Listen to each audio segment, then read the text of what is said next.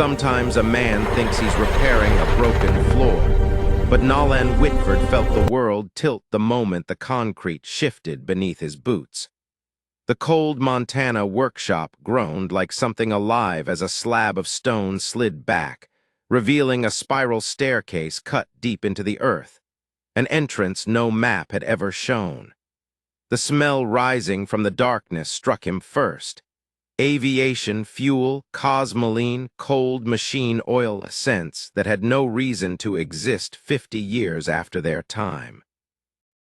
Zeus, his old German shepherd, stood rigid at the edge, hackles lifted but eyes fixed with soldier-still focus, urging Nolan toward the unknown. And though claustrophobia pressed around him like a locked fist, he followed, flashlight trembling across the steel steps. Down and down they went until the air changed, dry, untouched, preserved, and the beam of light hit shapes so large and silent they swallowed the dark around them. Then he saw it, a pristine P-51 Mustang under its canvas shroud, wings stored beside it like sleeping arms. Another tarp, another fuselage, rows of forgotten legends, $30 million of history, maybe more. But value wasn't what punched the breath from Nolan's lungs. It was the journal on the desk, written by the hands of a lonely old colonel who'd built this vault as his life's final mission. A message waited for the one man who'd someday break the seal, do the right thing. And as Nolan stood in the cold, metallic silence of the hidden hangar, he understood nothing in his life would ever be simple again. The truth sat heavy on Nolan's chest long after he climbed back into the bitter air workshop. The dark hole beneath his feet didn't just contain planes, it contained a promise and a curse. He had come to Silver Creek to escape the noise inside his own skull, to hide from the memories that clawed at him when he slept. But the bunker was louder than any nightmare. It hummed with a responsibility he didn't ask for. Days passed with Nolan patching roofs, insulating walls, grinding rust off steel beams, anything to drown out the echo of the colonel's final plea. Zeus, ever watchful, never left the corner where he first sensed the hidden crack. The dog seemed to know the secret was a living thing, but even secrets couldn't compete with pain. One brutal Arctic night, Zeus collapsed, the old hips failing under the cold's merciless grip. Nolan's world narrowed to a single terrified hour at the vet clinic, the X-rays glowing like verdicts. Surgery, necessary, urgent, and unaffordable. The bill was nearly $3,000, more than Nolan had ever held at once. He returned to the workshop with a sedated dog and a heart full of panic, staring at the floor that hid millions beneath it.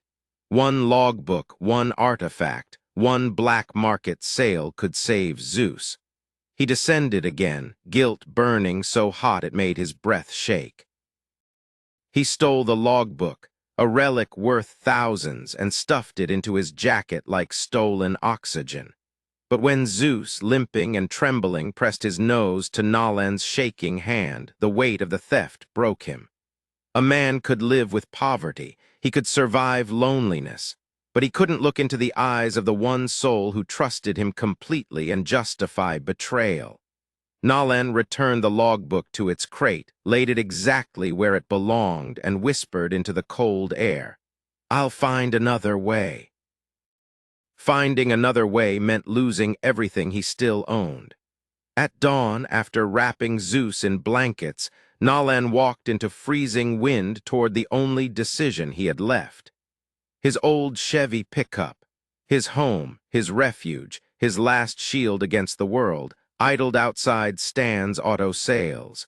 Its chipped paint and rattling engine told the story of 1,000 lonely miles. Nolan placed his palm on its hood one last time before trading it for a stack of worn bills.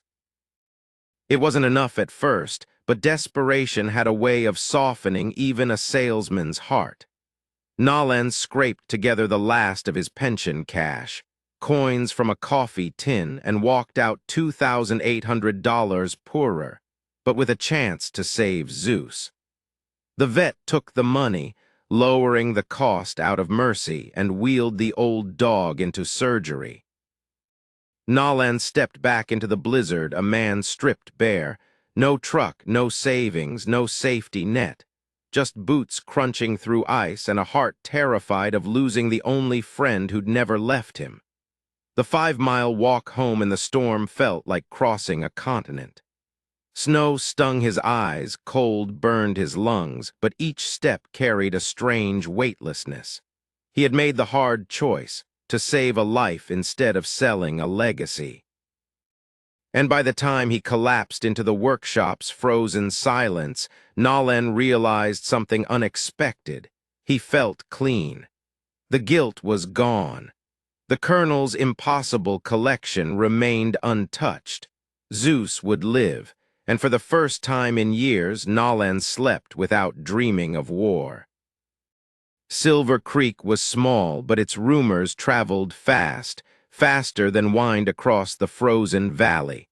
Within days, knocks sounded on Nolan's workshop door. A SC. Schoolteacher named Mariah arrived first, casserole in hand and a sharp glint of curiosity in her eyes. She spoke of town meetings, property taxes, and a looming threat. The mayor planned to seize his land. Nolan braced himself for ridicule when he admitted the truth, that a hidden hangar beneath the floor held dozens of Second World War planes. But Mariah didn't laugh. She brought documents, the foundation papers for a historical nonprofit, typed and ready. Someone had to defend the truth in public, she told him, and whether he liked it or not, that someone was him. The night of the meeting, Nolan stood at the podium under bright, humming lights, panic rising into his throat like a trapped scream. When the mocking started from the back rows, he felt the desert closing in again, the heat, the dust, the helicopter blades. His vision blurred, his breath fractured, then something slammed into his leg. Zeus, hurting but loyal, had dragged himself upright and barked once, sharp enough to break the entire room's breath. Nolan steadied. He told them everything about the bunker, the planes, the colonel. They laughed until an elderly veteran rose from the crowd. Walter Higgins recognized the dog tag Nolan carried. He had served with the man whose name was stamped into the metal. The entire room went still. Nolan wasn't crazy. He wasn't lying. The vault was real. And Silver Creek had been sitting on a forgotten empire of history, buried beneath their feet. The next morning brought the distant rumble of engines, trucks, cranes, and trailers rolling toward the workshop like a convoy of salvation. The men who stepped out were the same ones who'd laughed at him days earlier. Now their faces held something different, purpose.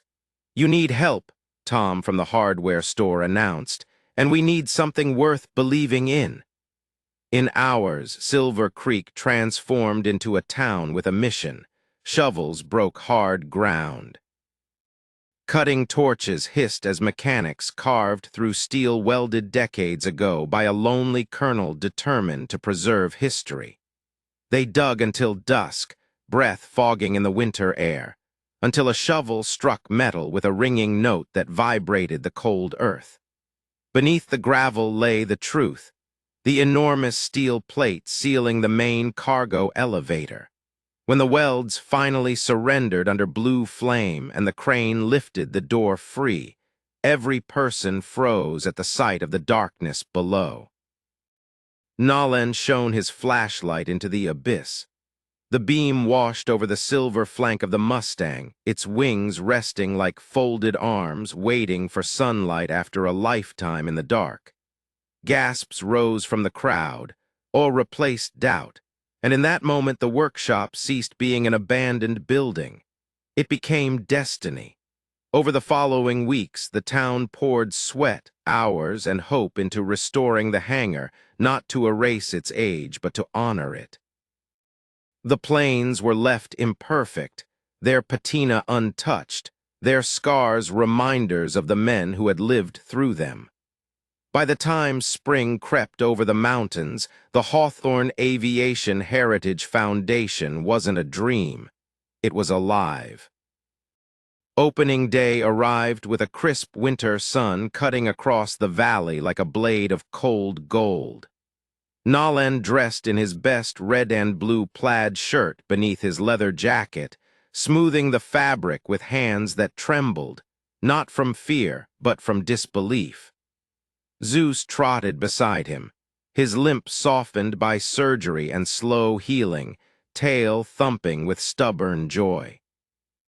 As they stepped outside, the entire town waited, Mariah with her notes, Tom with oil-stained gloves tucked in his pocket, the mechanic standing shoulder to shoulder in work jackets. Even Mayor Clayton looked humbled in his suit, and at the front, wrapped in blankets, sat Walter Higgins, eyes shining with memories long buried. When the new wooden doors swung open, the crowd descended the wide steps in reverent silence.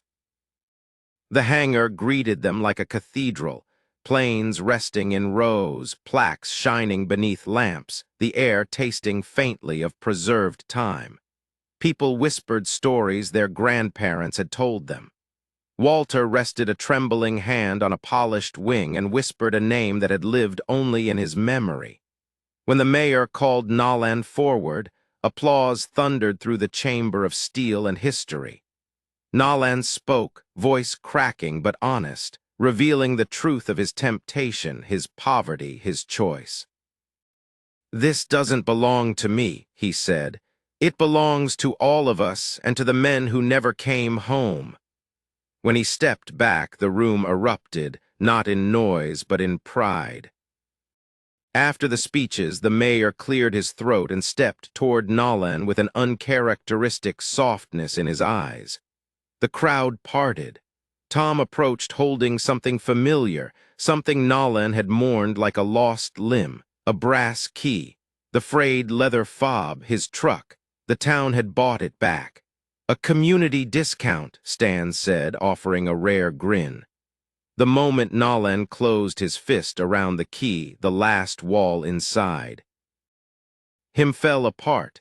He didn't just shed tears, he collapsed into them. Years of loneliness, guilt, suffocating memories, and silent burdens dissolved in a single breath. And Zeus, ever faithful, pressed his warm body against Nolan's leg, not anchoring him this time, but steadying him as he rose. That night, after the crowd drifted home and the hangar lights dimmed one by one, Nolan sat on the top step outside the workshop. Above him, a sky full of cold stars stretched across the valley like a promise. His truck gleamed faintly in the starlight. Zeus settled at his feet, sighing into the quiet. Nolan scratched behind the dog's ears, feeling warmth seep into his bones. For the first time in his life, he wasn't running from memories, from people, or from himself. He had a home, a purpose, a town that believed in him, and a friend who had carried him through the dark without ever asking why. Sometimes a treasure isn't made of steel or money, but of the people who stand beside you when your world fractures. Nolan Whitford learned that the day he chose integrity over fortune and community over fear. The plains beneath Silver Creek were no longer secrets. They were stories reborn, breathing through the voices of neighbors who had found pride in their forgotten town. And Nolan, the man who once believed he had nothing left to offer, became the guardian of a legacy larger than he ever imagined. As he sat beneath the Montana night sky with Zeus curled at his side and his old Chevy parked nearby like a loyal sentinel, he finally understood the Colonel's final plea. Do the right thing wasn't a command. It was an invitation to become the kind of man the world still needed. If this story moved you, if it stirred something quiet inside your chest, please take a moment to like the video, leave a comment about what part struck you the most, and subscribe so you never miss the next journey waiting just beyond the horizon. And before you go, where are you listening from, and what time is it where you are right now?